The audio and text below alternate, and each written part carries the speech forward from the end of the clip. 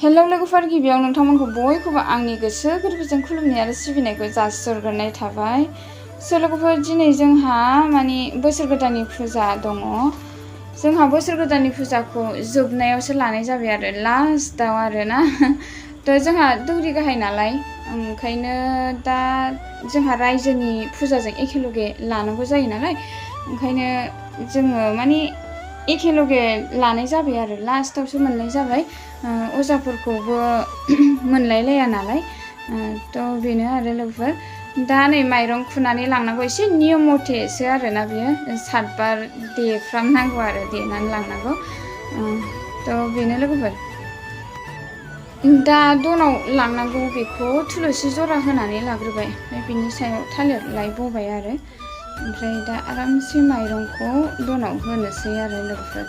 ओमफ्राय नोंथांमोना अननानै दिनैनि आंनि भिडिअखौ जोबजासे नायबानो जाबाय। फारि फारि जायफोर बिथांमोना आंनि भिडिअखौ नायनो मोजां मोनो अननानै हायोब्ला लाइक कमेन्ट आरो शेयार खालामना होबानो जाबाय भिडिअखौ। दा एसे माने माबायाव मा होनो संग्रायाव लाबाय आरो एसे जावस्रोनांगौ बेबो जावनाया माने 7 बार नियम दङ जाहैदों। 7 बार जावनानै माने दनाव थिखोनसै आरो दा बेखौथ' हिनजावफोर मावनो मोना जाय दौरि गाहाय बिसो मावनानै लांनांगौ आरो दा बेबो 7 बार जावस्रोनानै लांबाय आरो लांनो मानेथ' लांथ'वाखै ओमफ्राय नै दनाव होबाय आरो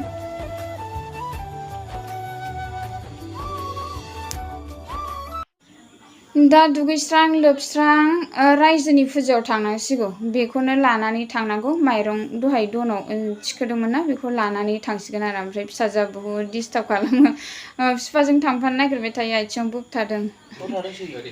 नै बिसोर थांनोसै आरो दा रेडि खालामखाजोब्बाय जा लानांगौ लाखाजोब्बाय ओमफ्राय बिफाया दै गांदोंनो दै गिलाससे बिनानै लोंबाय फिसाजोआ होफैबाय बे थांसिगोन आरो ओंखामथ' मोनजाखाया फुंनिफ्रायनो सानसे ओंखाम मोनजाया बेबायदि आरो रुटि सावनानै जाहोनांगौ जायो। दा बिसोर थांसिगोन लाखाजोब्बाय रेडि जाबाय।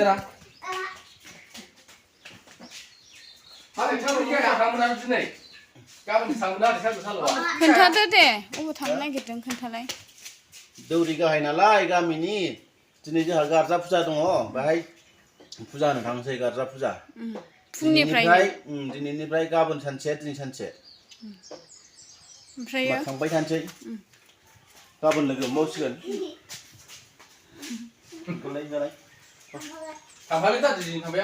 हामा दिगदार दाखुला खेबनायाव डिस्टार्ब खालामो।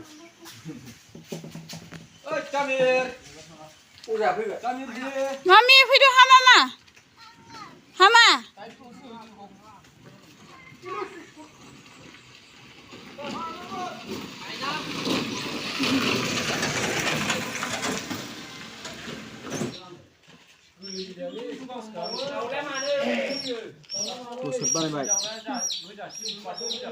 बबेयाव होगोन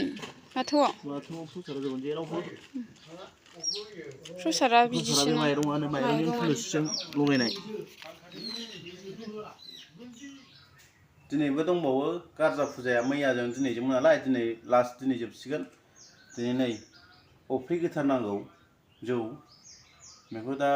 बावनायाव होनांगौ आरो गासा लाबाय।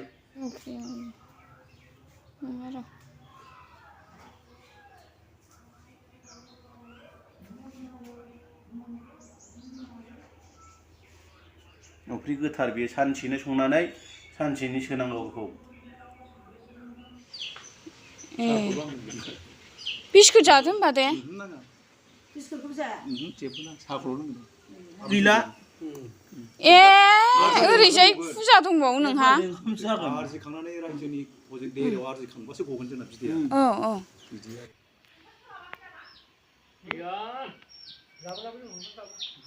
जाहाथे इयुनाव उननि फुजाफ्राव बेबायदि दाजाथोंसै जाहाथे फुजाखौ फुजा बायदि बारग' होनानै जों रायलायगोन नांगौबा सुस्थि मथन समाय दङना सानसे जों समाय लाखायो ओंखायनो अजायाबो गावनि मन्त्र फरायनाय समाव बुंनाय समाव जाहाथे उसुबिदा जाया आरो दा बेबायदि बाहेरानि खोथाया बांसिन खोमायाव थाबहाबो नालाय दा ओंखायनो बेखौ आं दिनै दौरि गारदोंबाबो खावलायहरनाय जाबाय आरो दा बेखौ गाज्रि मोननो नांला आं जायखिया बेखौल' एसे उसुबिदा मोननानै बुंहरबाय जाहाथे नेक्स्टआव उननि फुजाफ्राव बिदि जाया दा बेखौनो आरोबाव आं खनसे माबाफोर भुल जादोंबा आंनि दा बुंनायाव बेखौ निमाहा बिनानै आंनि बुंनायखौ एसेयावनो फोजोबनाय जाबाय गोजोन्थों आइ आफा बिदा फंबाय बिब' बिनानाव जिहेतु नैबे हामबाय फुजाया जोंना दाख्लै सुक्रुबारनिफ्राय जागायनानै मैयासिमाव मावफुंजानाय जाहैबाय दा बेवहाय आंबो गोलाव बुंनो सानाखै जिहेतु जोंनि बे बाथौ धोरोमा जिहेतु मोजाङै थांनानै थायो जिहेतु जोंनि बे बाथौआवनो जोबथा खान्थि दं जोंनि बे बाथौआवनो गियान दं धोरोम दं जोंनि बे बाथौआवनो नेमखान्थि दं बे बाथौआव मा दं बे बाथौआवनो हाबा जानाय दं बे बाथौआव ओंखाम गोरलै जानाय दं बे बाथौआव आमथिसुवा दं बे बाथौआवनो निस्थार दं बे बाथौआवनो बिराद धोरोम दं गियान दं आरो दा बेवहाय जिहेतु जोंनि बे धोरोमा मोजाङै थांनानै थायो जिहेतु आङो बेखौ खावलायो जिहेतु जोंना हारसिङै मावजाग्रा फुजा नङा बियो बे बाथौजोंनो थांनानै थाबोनाय बे बाथौनि सान्थौआ बिराद गोथौ बे बाथौनि सान्थौआवनो बे बाथौआव गोथौखाय बिराद सान्थौ दं बे बाथौआवनो अगरबाद अंकरबाद लक्षिबाद कलिबाद बाद बिराद बाद दं मोनबा बाद दं बेहायनो जोङो बे बाथौनि नेमखान्थिजोंनो जोंहा बे बादजों आरो बे धोरोमजों गियानजों नितिजों सोलिनांगौ जायो दा मालायना बोरैहाय गुबुन धोरोमना बोरैहाय जोंहा बेखौ इसेबां बुंनो नाङा आरो जोङो मालाय धोरोमखौ नेवसिनो नाङा आमुगाव थानाय मानसि फोरलायाव थानाय मानसि बेखौ जोङो दाबुं जिहेतु बिफां फांसे गायनानैबो सोरबा थांनानै दं नों बेखौबो नोंना नंथ्रा बेखौ दाबुं आरो दा बेनिखायनो आं खावलायो जिहेतु जों बाथौ धोरोमा जिहेतु मोजाङै थांनानै थायो आरो मावफुंजालाङो आरो जाहाथे मोजाङै मोजां खुंफुंलांनो हाबाय थायो बे मोनसे